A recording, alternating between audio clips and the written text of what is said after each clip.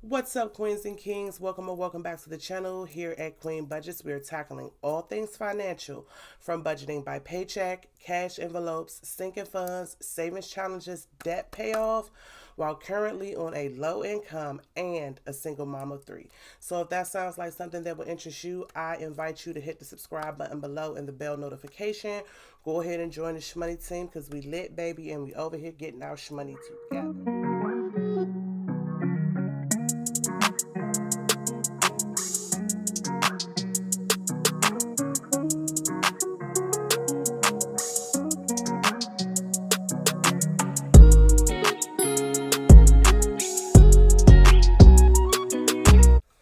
So I was actually asked by one of my subscribers if I would share how I got it started with my journey. And I also had a longtime friend comment and tell me that she's been watching and she's trying to figure out how to start. I've always kind of been like a budgeter, so I've always written down like all of my bills that I have to pay and like check them off or whatever as I pay them, because I have a really bad memory and I felt like if I didn't do that, then some of my bills I will forget to pay. But when I started my financial journey, I was actually inspired by a few people on YouTube, but the Budget Mom is one of the budgeters who really caught my eye. And it was because of her why. Her why was because of her son and everything like that. So I really think that it is good to establish why you're wanting to budget. Is it because you're spending too much? Is it because you want to save? Is it because you have some debt that you want to pay off or something like that? My main why was my children, and I wanted to show my children what I felt like I was not shown. And I really feel like if I was shown this method or any type of method earlier in my life, because as you guys know, I will be 40 this year. A lot of people don't think so. A lot of people think I'm still in my 20s. I know I still look really, really youthful. But I really feel like if I was told and shown these things in my early 20s, I would literally probably be a millionaire by now. But I may be exaggerating, but I would have me some money, y'all, okay? This has literally changed my life. Like, let's get started. So here I have my banking statements. I'll show all of the deposits and all the other additions first. And on the first two pages. And then they'll show the withdrawals and other subtractions. So like whatever debits that came out of your account, whatever bills and stuff like that came out of your account. And as you can see, let me put this behind. As you can see, I actually have added some color to mine. So it's not just because I like living life in color, because anybody that knows me knows that I love living life in color. But these colors are representing different categories. So what I did was I went through all of my transactions and I highlighted them based on transactions that were similar. So transactions like fast food, transactions like bills, and some people consider bills fixed expenses. If you hear fixed expenses, those are like, bills, things that don't usually change, stuff that you have to pay. I have, them highlighted as far as categories, and different budgeters do different things with this information. So me, myself, the first time I started my journey, what I did was I highlighted every category that was similar. And as you can see, I just want to go through so you guys can get an overall. And this is here recently. A lot of my transactions are yellow. Majority of my transactions are yellow, and there is a great deal of blue transactions, and there's a couple of purple, and there is orange. Right, what you want to do is you want to take a couple of highlighters, and break down the transactions and look at them as a whole. Now what I did before was, after I highlighted each transaction, I added them up, and I just set that information to the side for a second. But I did add up like how much I was spending in each category. And I was flabbergasted at how much unnecessary purchases that I was making at Amazon and Target and everything like that. Like it kind of almost made me physically ill. Like, how are you spending this much unnecessary money? So it allows you to be able to look at what you are realistically spending, because when you create your budget, you want your budget to be based on realistic amounts that you're spending, because you don't want to just come up with numbers and then as you go day to day, you're not having enough money for food or whatever like that because you didn't take a realistic look. Now, this particular statement does not have a lot of my other categories on it, because I've already been on my journey, and a lot of those purchases that I was making in the past, I'm no longer making. I am still struggling with fast food, as you guys can see, like all the yellow highlights. So I'm still working on fast food, and a lot of these are coming out of my buffer. And when I say buffer, I'm talking about a cushion that I created for my banking account, so that whatever cash that I'm spending in my cash wallet, if I don't have a particular enough money, or unexpected transaction comes up, then I would use what I call my buffer in my checking account. So if you've been watching my videos for a while, I had struggled also with keeping money in my buffer. So then I started to save cash, and I saved $500 to transfer over to my buffer. And as you can tell, I'm eating most of my buffer, but we're working on that. So yeah, so this is the first step that you would do. So you would just highlight all your transactions, and you can add them up. You can also add up your income, and then you can do the math so that you can see what percentage of your money you're spending in each category. So say, like, how much of my income am I spending on fast food, transportation, my fixed expenses, and personal items or something like that. Once I did this, I kind of set this to the side and was like, okay, so where do we go from here? So then, if you don't have a budget, a lot of people, they use budget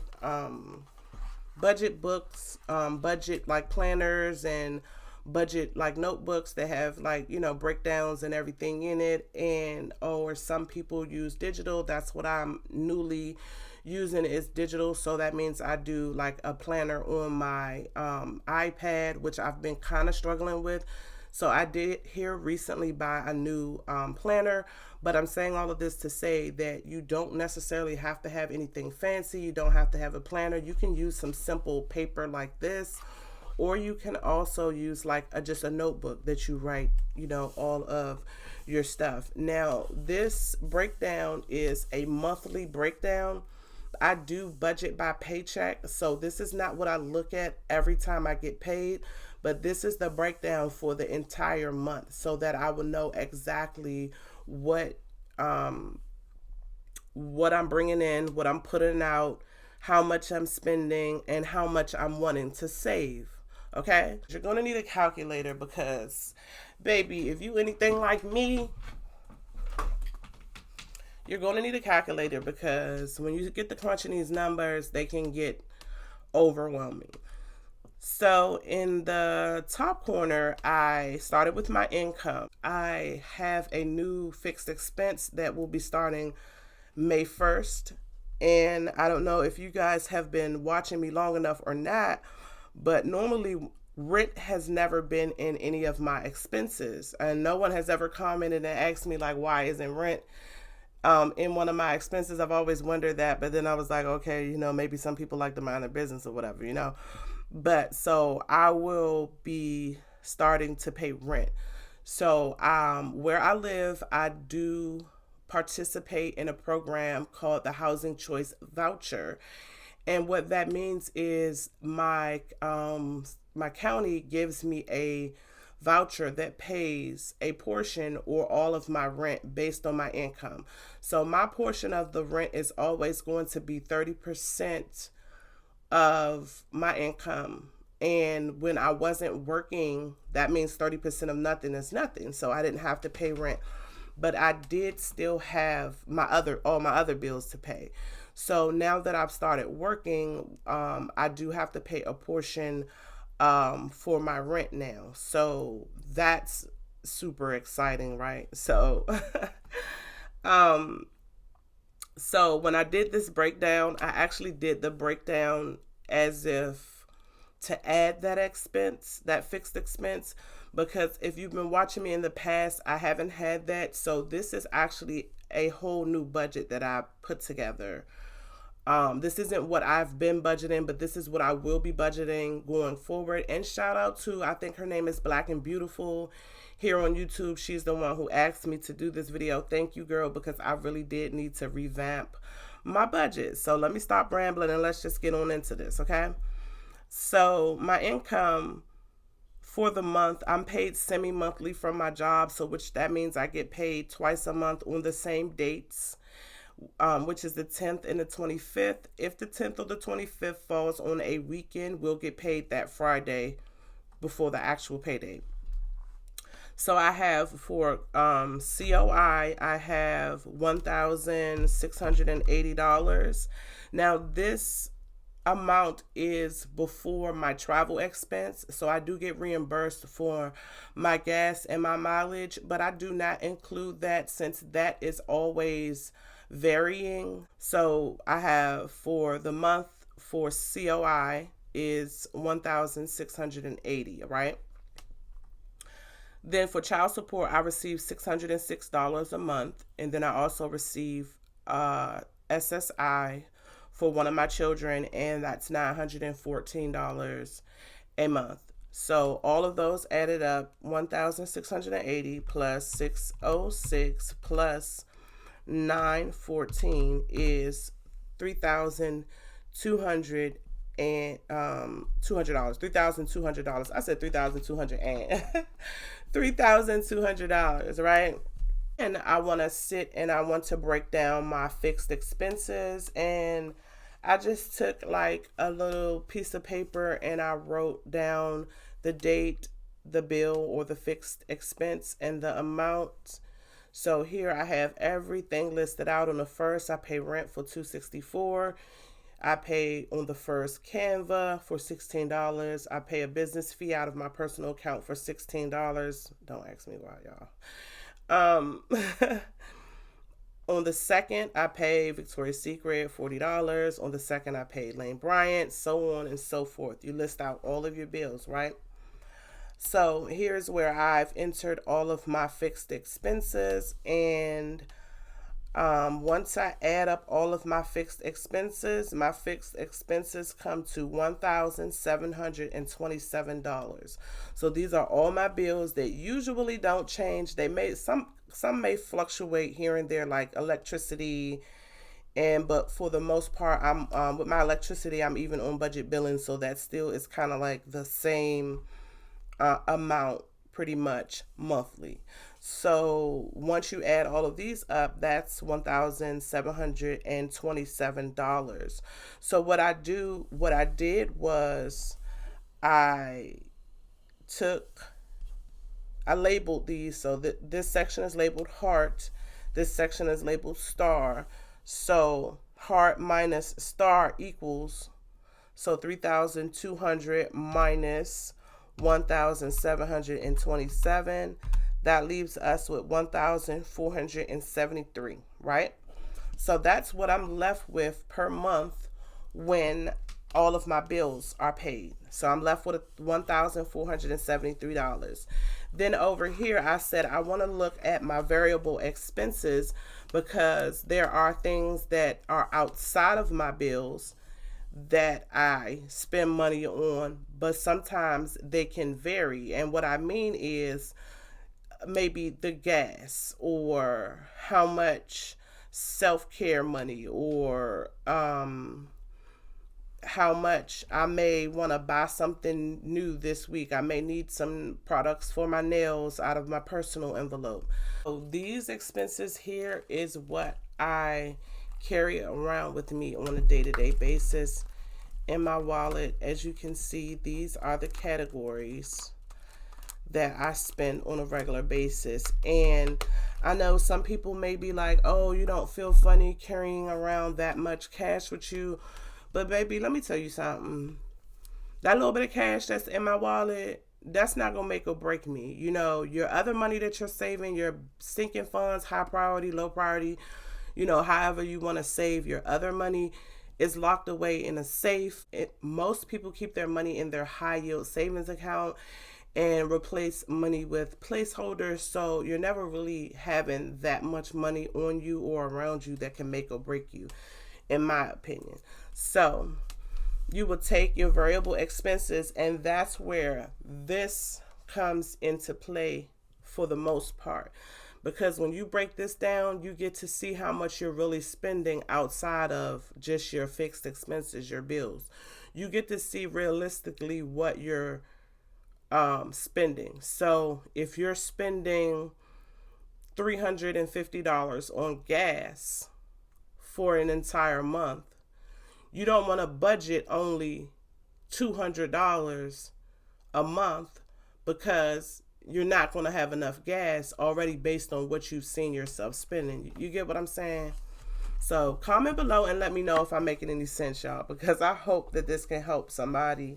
Once you look at your variable expenses, you can kind of write out what you think you will spend. So for an example, myself, I put $50 for the month. So for my daughter Kenzie, $20 a month, Trance, $20 a month, gas, $340 a month, eat out, $20 a month.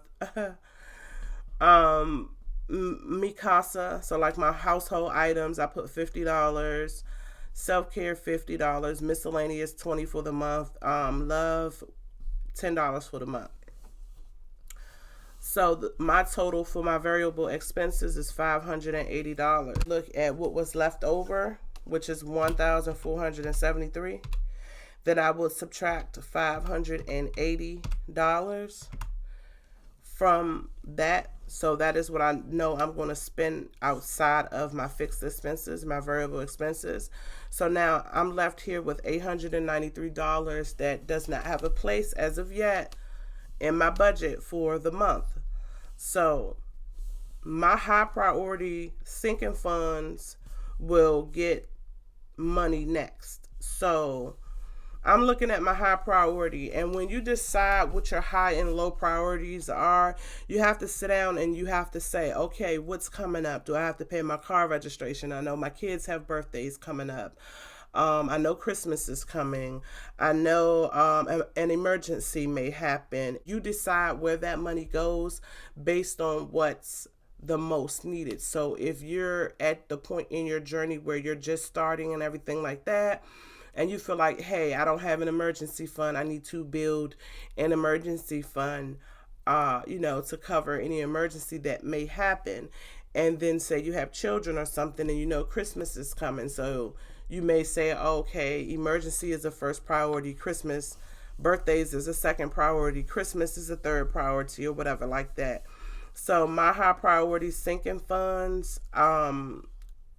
currently at this moment, I feel like my car fund is very important. And I did not put emergency first because I have reached my first initial goal for my emergency fund. And I believe everyone should have at least $1,000 for an emergency fund, because stuff happens, you know what I'm saying, that you don't really plan for. You just save small amounts of money over a period of time to plan for something. You don't know what the emergency is, but trust me, I'm 40 years old and emergencies happen all the time. My high priority sinking funds right now is my car fund, number one, because I felt like my car fund was one of the reasons why I kept dipping into my emergency fund, and it was so hard for me to reach that first initial goal. So my car fund. I also have security deposit here because, guys, I'm actually moving. I'm planning on relocating to another county. Birthdays, because I know my kids' birthdays are very important to me. I love to celebrate my kids' birthdays and let them know that I love them, I appreciate them. And I also like to celebrate other people's birthdays who are close by me. So I want to make sure that I have money in that fund. Christmas it's a little distance, but it's going to be here before you know it. And then I put emergency last because I do have a second goal of $3,000 that I'm moving towards, but I don't feel like I have to move as fast towards the $3,000 goal as the 1,000 goal, because I do have my initial goal and I want to start working on other things. I decided that for my car fund, a good amount to reach my goal would be 110, and say that the goal is $1,000. I want to get $1,000. When do you want the $1,000 by? I want the $1,000 by Christmas, and say Christmas is December, so you want to have your money in November so you can shop like early. You don't want to shop in December for Christmas, and Christmas is in December. So you say you give yourself 11 months. It's the beginning of the year. You divide that by 11, and each month you would need to save $90 to reach that goal by November. You see what I'm saying? So say my birthday, I want to save $1,000, and it's January, and so January, February, March, April, May. My birthday's in May. My birthday's late May, so I can say I'll give myself 5 months. So divide 1,000 by 5 months, and I have to save $200 every month. So if I get paid semi-monthly and I need to save $200, I would divide that by 2, and that means out of every paycheck I need to save $100 in order to reach my $1,000 goal by my birthday. Okay, that's how I came up with the numbers for what I want to put in my car fund, my security deposit, birthdays, Christmas, and emergencies. So for my car fund, I'm going to put 110, security deposit 250, birthdays 100, Christmas 125, and emergency fund $40. So that equals $625. So if I take the $893 that was left over, subtract $625, I'm left with $268, right? So because I do a zero-based budget, which means every dollar has a place, every dollar has a job every time around. It's no money ever left over just sitting there. If it's not money going to my buffer, it has to have a place. So we have $268 left over out of this budget for the month.